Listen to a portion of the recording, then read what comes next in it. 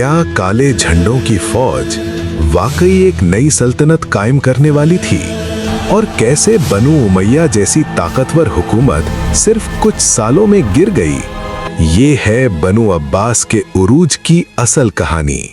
खुरासान में अबू मुस्लिम खुरासानी ने काले झंडों के साथ एक जबरदस्त तहरीक खड़ी की। ये तहरीक सिर्फ जंग नहीं थी, ये लोगों की नफरत का नतीजा थी जो बनु उमैया की पॉलिसीज से पैदा हुई। नॉन अरब मुस्लिम्स मवाली को बराबरी नहीं मिल रही थी और अहले बैत से मोहब्बत रखने वाले भी इस तहरीक का हिस्सा बन गए। धीरे धीरे खुरासान, ईरान और गिरदो नवाह के इलाके इनके कंट्रोल में आने लगे। और फिर 750 एडी में इराक के इलाके में ग्रेट जब दरिया के किनारे दो बड़ी ताकतों का सीधा टकराव हुआ। ये वो तारीखी मुकाबला था जिसे बैटल ऑफ द जब के नाम से जाना जाता है। और हैरत की बात यह है, ये जंग ज्यादा अरसे तक नहीं चली, लेकिन इसका फैसला इतना जबरदस्त था कि पूरी सल्तनत का नक्शा ही बदल गया। इस जंग में बनु अब्बास की फौज की क़ियादत कर रहे थे अब्दुल्ला इब्न अली, जबकि बनु उमैया की तरफ से खुद उनका आखिरी खलीफा मरवान II फौज की क़ियादत कर रहा था। जब दोनों फौजें आमने सामने आईं, तो अब्बासी फौज ने काले झंडों के साथ जबरदस्त हमला किया।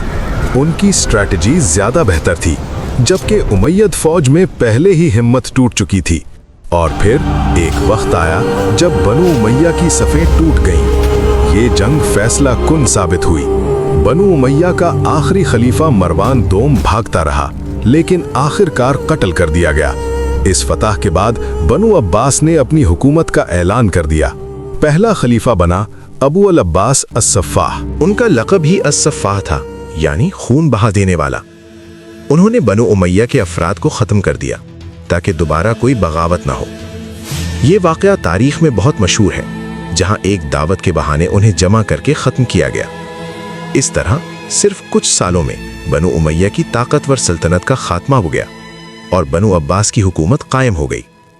लेकिन एक शहजादा बच गया, अब्दुर्रहमान अव्वल, जो बाद में स्पेन भागकर वहां नई उमैयद हुकूमत कायम करता है। इस खूनी इंतकाम के बाद सदियों से चलती हुई बनु उमैया की सल्तनत मिट्टी में मिल गई और काले झंडों के साए तले बनु अब्बास ने उस वसी व अरीज सल्तनत पर कब्जा जमा लिया जो मशरिक में खुरासान से लेकर मगरिब में नॉर्थ अफ्रीका तक फैली हुई थी। ये सिर्फ हुकूमत की तब्दीली नहीं थी, ये तारीख का वो मोड़ था जहां से इस्लामी दुनिया का पूरा निज़ाम बदल गया।